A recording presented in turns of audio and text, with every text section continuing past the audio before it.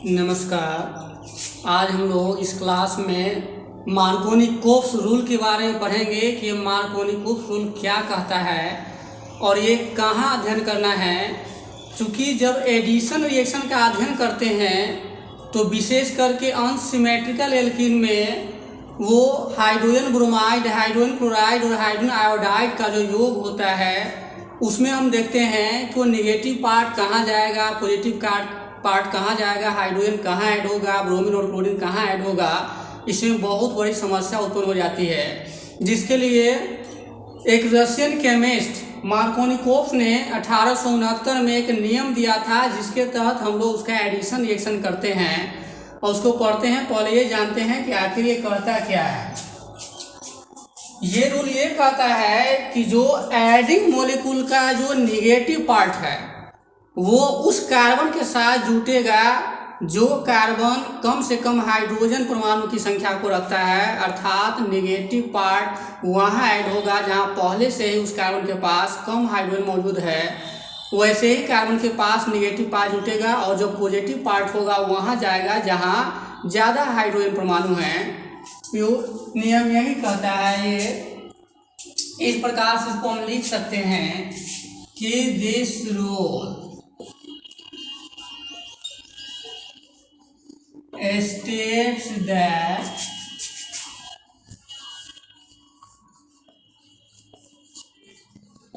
negative part of adding molecule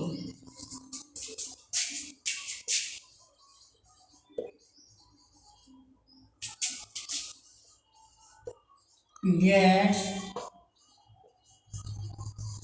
attached to that carbon atom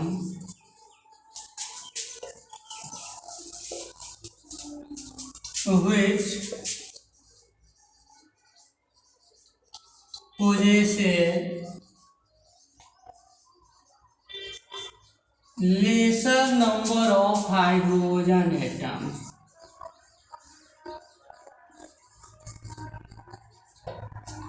अर्थात ये कहता है this rule states that negative part of adding molecule gets attached to that carbon atom which possesses lesser number of hydrogen atom.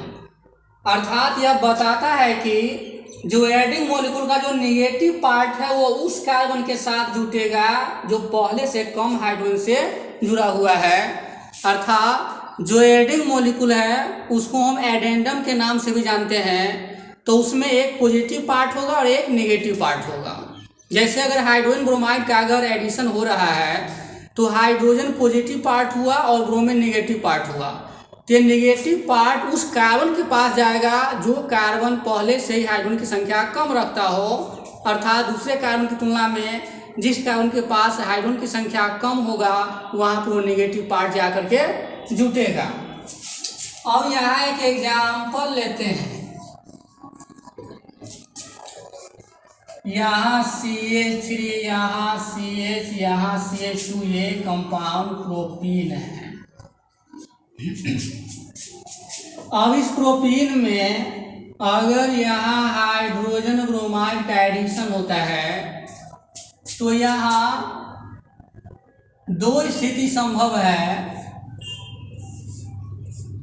यहाँ पहले स्थिति में हम देख रहे हैं कि यहाँ पर CH3 CH, यहाँ Br और यहाँ CH3, फिर यहाँ CH3, यहाँ CH2 और यहाँ CH2Br। यहाँ दो स्थिति है। एक स्थिति में यहाँ ब्रोमीन इस कार्बन से जुट रहा है जो पहले उस हाइड्रोजन से जुट रहा है जहाँ पर कम से कम एक ही यहाँ हाइड्रोजन है और यहाँ दो है। और यहाँ हम देख रहे हैं कि नेगेटिव पार्ट इस कार्बन से जुट रहा है जो दो हाइड्रोजन से जुड़ा हुआ है। तो यहाँ मार्कोनी-कोप्स नियम के अनुसार यही कंपाउंड यहाँ स्टेबल होगा। ये कंपाउंड एक स्टेबल कंपाउंड होगा और इसका नाम हो जाएगा 2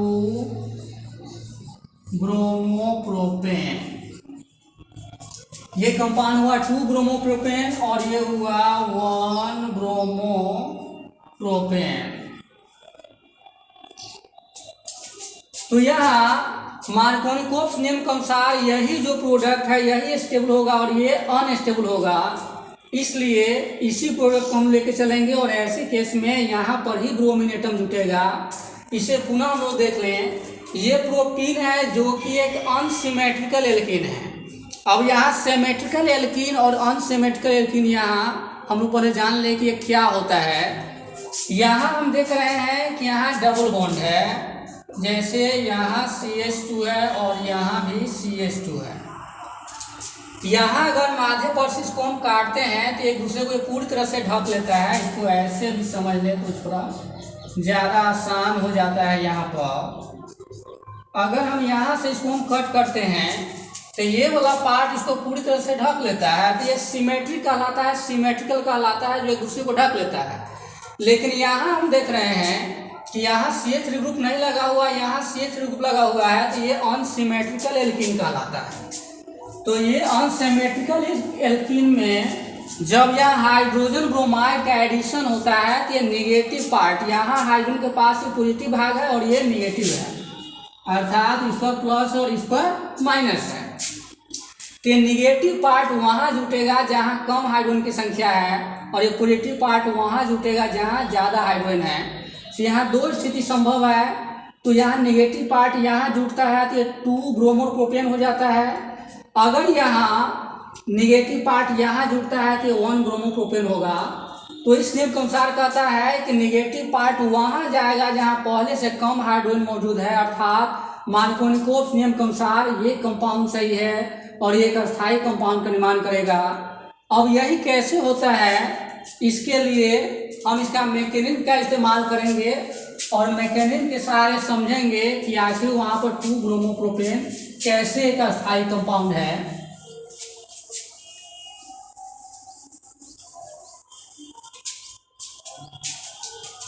यहाँ अगर अनसिमेट्रिकल एल्कीन हम लेते हैं तो यहाँ हम 2 स्थिति देख रहे हैं। यहाँ CH3, यहाँ CH प्लस और यहाँ CH2 माइनस, यहाँ CH3, यहाँ CH माइनस और यहाँ CH2 प्लस। पहले हम लोग ये जाने कि आखिर माइनस प्लस कैसे हुआ। जब ये बॉन्ड हम खींच करके यहाँ ले आते हैं, अर्थात इसका दोनों इलेक्ट्रॉन अगर यहाँ पर चलाता है तो यहाँ पर प्लस चार्ज और यहाँ पर माइनस चार्ज और यहाँ पर प्लस चार्ज, अर्थात जो इलेक्ट्रॉन अगर यहाँ खिंचा जाता है, अर्थात इसका इलेक्ट्रोनेगेटिविटी वैल्यू हो सकता है अगर ज़्यादा हो मान लेते हैं, तो ये बॉन्ड अगर इस पर आ जाता है तो यहाँ माइनस तो इस पर प्लस चार्ज होगा। फिर दूसरी स्थिति में चूंकि यहाँ दोनों कार्बन एटम ही है, तो अगर ये दोनों बॉन्ड अगर यहाँ पर खिंचा करके आ जाता है तो यहाँ 2 इलेक्ट्रॉन होता है, तो नेगेटिव और यहाँ पॉजिटिव। अब चूंकि हमको इसमें किसका एडिशन करना है, यहाँ HBr का, तो ये H प्लस हो गया इलेक्ट्रोफाइल और यहाँ Br माइनस हो गया न्यूक्लियोफाइल। अब यहाँ पर अगर हम इलेक्ट्रोफाइल का अटैक करते हैं तो ये माइनस वाले के पास जाएगा, तो यहाँ पर हो जाता है ये CH यहाँ प्लस और यहाँ CH3 हो जाएगा, एक हाइड्रोजन जुटेगा। तो अब इस पर फिर हम Br माइनस को लाते हैं तो ये कंपाउंड हो जाता है यहाँ CHBr और यहाँ CH3। और फिर इस स्थिति में हम देखते हैं कि यहाँ पर अगर हम H प्लस को लाते हैं तो ये यहाँ जुट जाता है, तो ये हो जाता है आपको CH3, यहाँ पर CH2 हो गया और फिर यहाँ पर CH2 प्लस है। तो फिर Br माइनस अगर यहाँ पर आता है तो ये यहाँ पर आ जाएगा, तो ये कंपाउंड हो जाएगा यहाँ CH3 CH2 Br। अब इसको थोड़ा हम लोग ढंग से समझ लें। ये HBr टूटेगा तो ये पॉजिटिव पार्ट और ये नेगेटिव पार्ट, अर्थात ये इलेक्ट्रोफाइल हुआ और ये न्यूक्लियोफाइल हुआ। ये अनसिमेट्रिकल एल्कीन है, तो यहाँ हम पहले ही जान चुके हैं कि ये बॉन्ड में दोनों साइड से यहाँ इलेक्ट्रॉन है, अगर ये खींच करके लाता है तो यहाँ माइनस और यहाँ प्लस। अगर ये स्थिति भी यहाँ संभव हो सकता है कि ये बॉन्ड अगर यहीं पर आ जाता है तो यहाँ माइनस और यहाँ प्लस, ये दो स्थिति। फिर यहाँ अगर इस पर इलेक्ट्रोफाइल आएगा तो प्लस वाला भाग यहाँ माइनस के पास जाएगा, चूंकि ये इलेक्ट्रॉन पुअर रिएजेंट है, वहाँ जाएगा जहाँ पर इलेक्ट्रॉन का डेंसिटी अधिक होता है। तो ये वाला पार्ट अगर यहाँ पर जुड़ता है तो यहाँ CH3 और फिर यहाँ प्लस रह जाएगा। फिर यहाँ Br माइनस अगर ऐड करता है तो यहाँ पर ये ब्रोमीन हो गया तो हो गया 2 ब्रोमोप्रोपेन। फिर दूसरी स्थिति में हम क्या देख रहे हैं कि यहाँ H+ अगर यहाँ ऐड करता है तो ये CH2 और फिर Br माइनस अगर यहाँ ऐड होता है तो ये कंपाउंड हो जाता है 1 ब्रोमोप्रोपेन और ये हो गया 2 ब्रोमोप्रोपेन। अब यहाँ कौन सा स्टेबल होगा ये जानने के लिए ये जो कार्बन है ये 2 डिग्री कार्बोनियम आयन है, क्योंकि एक हाइड्रोजन से जुड़ा हुआ है। और यहाँ पर हम देख रहे हैं कि ये 1 डिग्री कार्बोनियम आयन है। तो यहाँ 2 डिग्री कार्बोनियम आयन ज्यादा स्टेबल होता है 1 डिग्री से, इसलिए यहाँ पर ये कंपाउंड ज़्यादा स्टेबल होगा और ये कम स्टेबल हुआ, क्योंकि सेकेंडरी कार्बोनियम आयन यहाँ पर हम देख रहे हैं और ये प्राइमरी कार्बोनियम आयन है। और प्राइमरी कार्बोनियम आयन वो कार्बन सेंटर होता है जो हम पहले पढ़ चुके हैं कि धन आवेश से आवेशित वो कार्बन सेंटर जो कम से कम 2 हाइड्रोजन से जुड़ा होगा तो उसे हम प्राइमरी कार्बोनियम आयन कहेंगे, और जो केवल एक हाइड्रोजन से जुड़ा होगा वो सेकेंडरी कार्बोनियम कहलाएगा। तो यहाँ पर एक ही हाइड्रोजन से एक कार्बोनियम आयन जुड़ा हुआ है तो सेकेंडरी कार्बोनियम आयन हुआ, और ये 2 हाइड्रोजन से जुड़ा हुआ है तो वो प्राइमरी कार्बोनियम आयन हुआ। तो ये सेकेंडरी कार्बोनियम आयन ज़्यादा स्थायी होता है प्राइमरी कार्बोनियम आयन से। अगर जो ग्रुप यहाँ सेकेंडरी कार्बन से जुड़ता है तो वो ज़्यादा स्थायी होगा, इसलिए यहाँ ये कंपाउंड ज़्यादा स्थायी होता है और ये कम स्थायी होता है। तो ये अनसिमेट्रिकल एल्कीन में जब हाइड्रोजन ब्रोमाइड का एडिशन होता है तो इसका ये मैकेनिज्म हुआ जो हमें बताता है कि जो एडिंग मॉलिक्यूल का जो निगेटिव पार्ट है वो उस कार्बन के पास जाएगा जो पहले से ही कम हाइड्रोजन की संख्या रखता हो। इसी नियम को मार्कोनिकोव नियम के नाम से जाना जाता है, मार्कोनिकोव रूल के नाम से जाना जाता है। मार्कोनिकोव एक रशियन साइंटिस्ट थे जो 1869 में 1869 में इस नियम का प्रतिपादन किया, जब उन्होंने ऐसी समग्र अभिक्रियाओं को अध्ययन करने के बाद कुछ निष्कर्ष पर निकाला, उसके आधार पर ये नियम दिया। अब कुछ केस में एंटी मार्कोनिकोव नियम भी है, अर्थात पेरोक्साइड इफेक्ट या पेरोक्साइड रूल या खरास रूल कहते हैं, खरास रूल को कहा जाता है, या फिर एंटी मार्कोनिकोव रूल क्या है उसके बारे में फिर हम लोग अभी जानते हैं, क्योंकि ये दोनों एक ही चीज़ से संबंधित है। तो अब इसमें एंटी मार्कोनिकोव रूल क्या कहता है उस पर हम लोग विचार करेंगे। Anti Markovnikov rule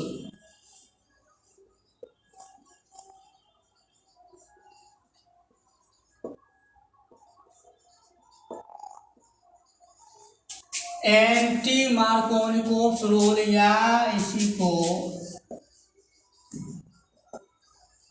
peroxide rule भी कहा जाता है या इसी को खरास रूल भी इसको कहा जाता है।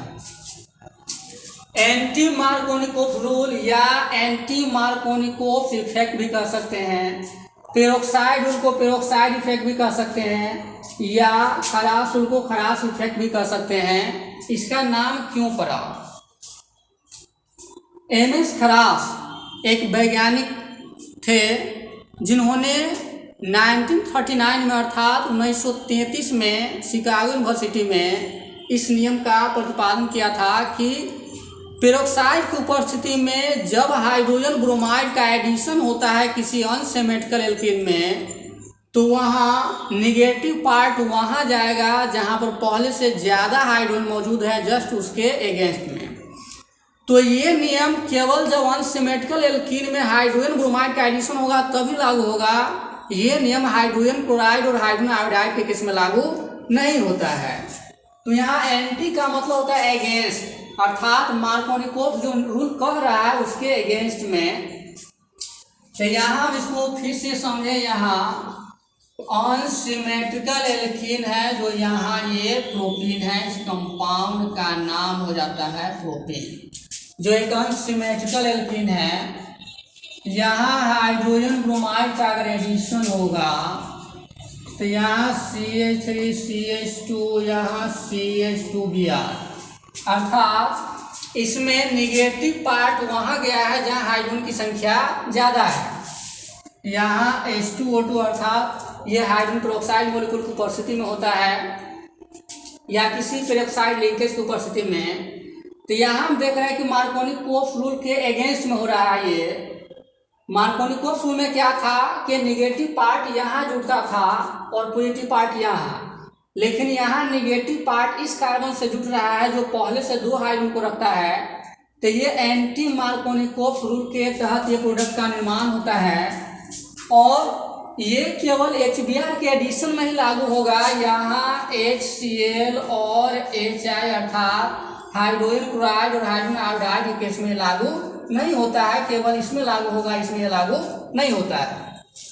तो इस तरह से यहाँ एंटी मार्कोनिकोव रूल या पेरोक्साइड रूल जिसे कहा जाता है या खरास रूल भी कहते हैं, इसे एंटी मार्कोनिकोव इफेक्ट भी कह सकते हैं या पेरोक्साइड इफेक्ट भी नाम दिया गया है या खरास इफेक्ट भी इसको नाम दिया गया है। तो इस प्रकार से आज हम लोगों ने क्या जाना कि मार्कोनिकोव रूल क्या है, इसे पुनः जाने। मार्कोनिकोव रूल ये कहता है कि किसी अनसिमेट्रिकल एल्कीन में जब हाइड्रोजन ब्रोमाइड का अगर एडिशन होता है तो निगेटिव पार्ट वहाँ जाएगा जहाँ जिस कार्बन के साथ हाइड्रोजन की संख्या कम है, लेकिन उसके अगेंस्ट में यहाँ एंटी मार्कोनिकोव रूल है जो पेरोक्साइड की उपस्थिति में केवल HBr के एडिशन में लागू होता है, इस दोनों में लागू नहीं होता है, अर्थात ये हाइड्रोजन क्लोराइड और हाइड्रोजन आयोडाइड के केस में लागू नहीं होता है।